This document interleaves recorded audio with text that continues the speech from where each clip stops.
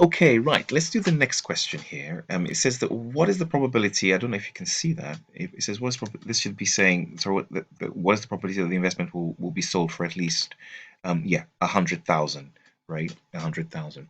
So I think this whole thing can be interesting because if you kind of understand what's going on with Z scores and how we can use them, and hopefully you can take the patients even for other things, not just this course, you will see why this is an interesting sort of discussion. Now we agreed, right, that the mean was that we were expecting 96,500. This question is sort of saying to us, listen, what is the probability that we can sell this thing for more than 100,000? So I'm sort of interested in what's going on here, right? That's what it's saying. What's the probability they can sell it for more? So I'm looking at if I'm looking at probabilities, I'm saying what's the probability of this area here? What's the probability that this will sell for more, right? Now, I suppose I'm looking really at the deviation here. I'm trying to get again, and I need to go back to the Z scores, and if I can get the Z scores, I can find the probability, right? That's what I'm sort of talking about, right? But I think conceptually it's important to see where you're going. So you're thinking, well, what is the probability technically that this will be 3,500 more than the mean, right? That's what you're sort of asking. Now, you know that the standard deviation, the first standard deviation, took you from here. Oops, sorry. Let's just use a different color.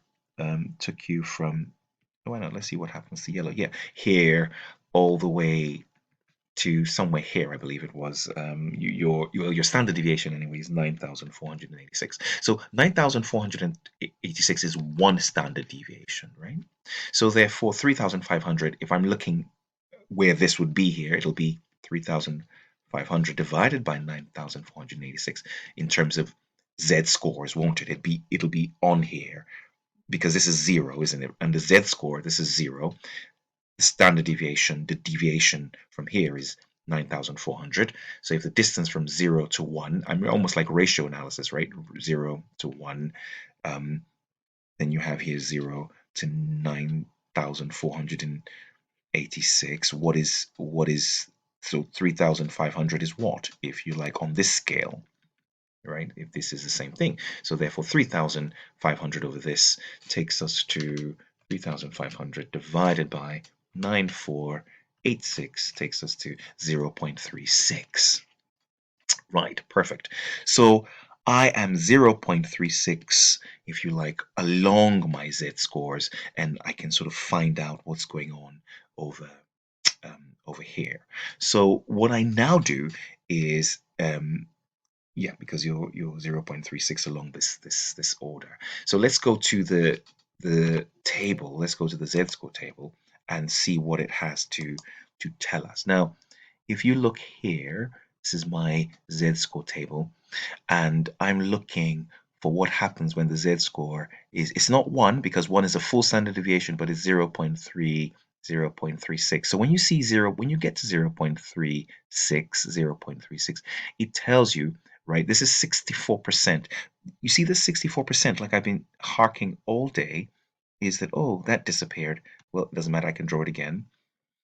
Um, what that's telling you is all the way from here, all the way from here, all the way to the position you're looking at or you're interested in, there's a 64% distance. That's the probability all the way from here to here. So when I'm here at £100,000, this is 64%, right? But remember, the question is interested in asking what is the probability that this is greater than 100,000%. So it's always about just reading the question and just understanding what is being asked. So, well, if this is 64%, well, because everything under the area must be 100%, this area must therefore be 100% times 64%, which is about 36%. So there's a 36% chance, right, that the price will sell for more than 100%. Remember, the mean is at 96,500. This is the z-score here was 0.36. We found that. So we used the z-score to find the position of probability from here to here, and we're interested in what's happening post here. And that's how we deal with this. So I think it just takes a little bit of time in understanding how z-scores work.